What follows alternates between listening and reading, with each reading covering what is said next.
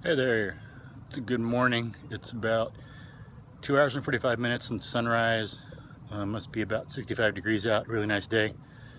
November 15th, 2016. Up here in a tree, sitting on a branch.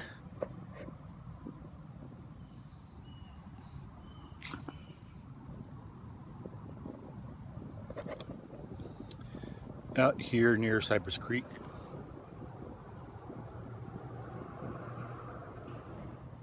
Nice perch, nice view. Now, students, when you're doing word problems, you should think about what they mean in the real world, not just what it's saying on paper.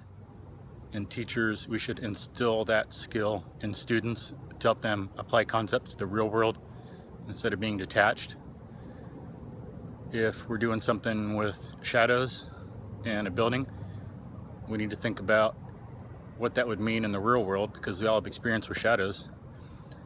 Think about, in doing a calculus problem, what happens as we move away or toward from a light.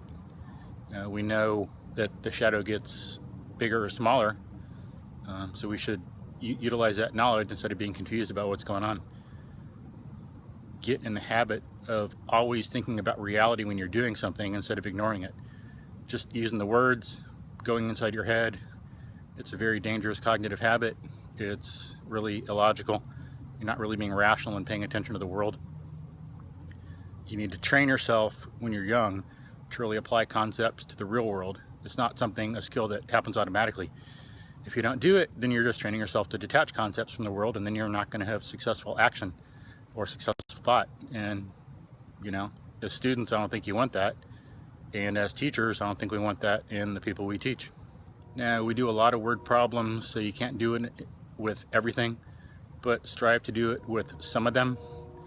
You can do some things in physics and chemistry and math. Some things in chemistry are just too abstract. You cannot think out the problem from experience because you don't have experience with it.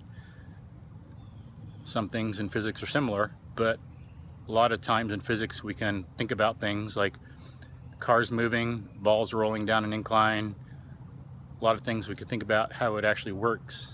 So when you're doing word problems, make sure if you're a student, you work on being independent, taking charge of your own thought. Don't just give it up, abnegate the responsibility. Please be responsible and try to put word problems in context of reality. Help develop your ability to be logical and rational. And teachers, we should strive to instill that in our students. Then they can deal with the real world better, be more successful and happier. Let's use that thought to make the world a better place.